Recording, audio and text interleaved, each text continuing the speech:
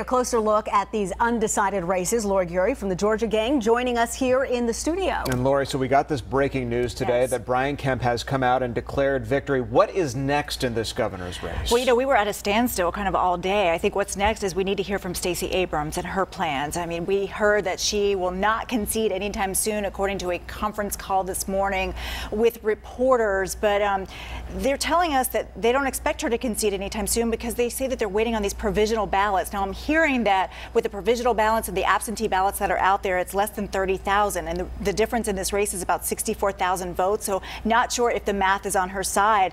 Up until about 5 minutes ago, Brian Kemp stopped short of calling a victory, but his campaign now is declaring a victory. At this point, it looks like math is on his side. However, you just never know. I mean, we thought that last night too, and then the race really tightened up. But it's looking like the polls are really kind of right on in this race. Wow. Well, Lori, taking a look at the overall results in this state, what do they tell us? I think they're telling us that there really are two Georgias. I think if you're looking at the metro area map, it's mostly blue. I mean, look at Cobb and Gwinnett counties. Once again, they went Democrat. That happened also 2 years ago. They went even more Democrat this year. Then look at the rural areas. It's all red. So I think Republicans will have to look at trying to get back the female vote in some of these more Democratic districts now.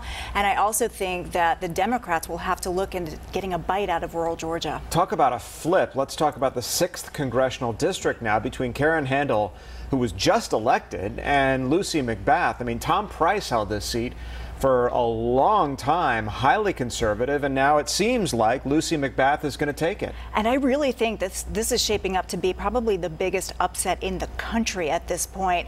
Karen Handel had a healthy lead all night long until some of those late votes came in, and Lucy McBath declared a victory this afternoon. Now, Karen Handel is not conceding at this point. There's about 3,000 votes separating the two, which you just heard, but McBath, who lost her son tragically to gun violence, really focused on that message. And I also think that Stacey Abrams really helped her in this race, but a definite shocker because Karen Handel led most of the night, as I mentioned. And I think that when you see some of these final numbers come in, McBath, a Democrat, appealed more to female voters. Such a close race. Yes. Well, Lori, thanks so much. One race that wasn't so close, of course, was the brunch bill. It passed everywhere it was on the ballot, including in all of these metro Atlanta cities.